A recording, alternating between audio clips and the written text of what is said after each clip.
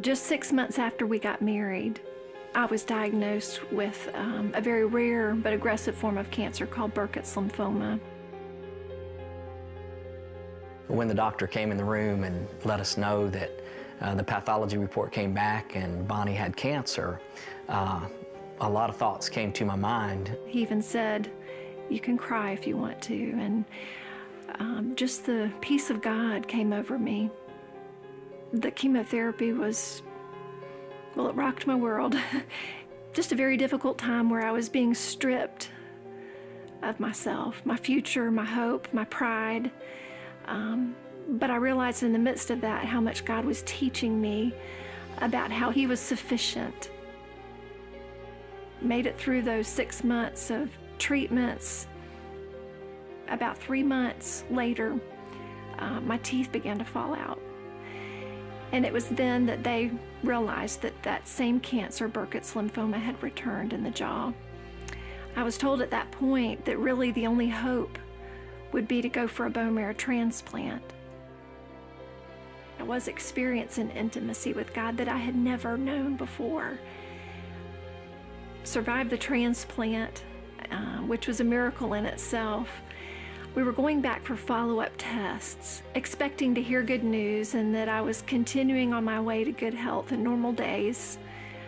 The doctor, in fact, a team of doctors, came in the room, and my main transplant doctor had a look on his face that I knew the news was not good. And his words to me that day were, "Put your house in order." I remember thinking,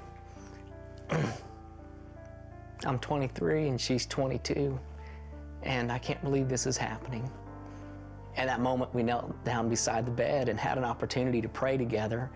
And I just said, "Dear God, I'm so thankful for the last 2 years of my life that you blessed me with a wonderful wife. And as your child, I give her to you." And after he prayed that, we cried and laughed all at the same time because the peace of God just came over us. They had asked if I would come back 2 weeks later. The purpose was not that they had any chemotherapy or treatment that they were offering, but they wanted to take notes as I died. The doctor came in after doing the CAT scans and doing the reading with the other radiologist, and he said, "I don't know how to tell you this, but your cancer has not grown anymore." In my heart, I knew God was up to something. We went back another 2 weeks later, and the doctor reported after looking at the CAT scan that it seemed as though this growth was diminishing. Over a period of weeks and months, that growth was non-existent, and they took notes on a miracle. Because of the chemotherapy doing so much damage internally, I was told that I would never have children. In fact, had gone through early menopause for 3 years. In fact, I had 3 doctors tell me I would never have children. But God had a different plan, and God healed my body, healed my womb, and miraculously, I conceived my first son. We began to volunteer in youth ministry. We had that sense of urgency, and ministry was something that I believe God was bringing about through our trials. We had been on this mission trip, had a week full of sharing the gospel door to door, doing nighttime evangelism, and we were on our way home on the Florida Turnpike. Our back left tire blew, and our van went flipping down the Florida Turnpike. And I was thrown out of the van and landed, and I looked up and watched as the van landed on top of me.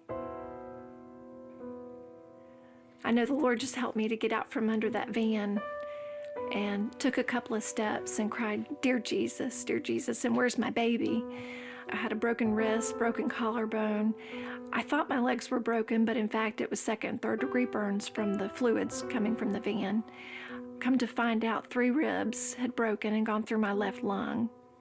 As I was laying there in the grass, there were 2 men that I didn't know that came over to me and began to pull the mud out of my eyes and out of my ears. And despite the traumatic incident that had just taken place, God had a word that he gave to me.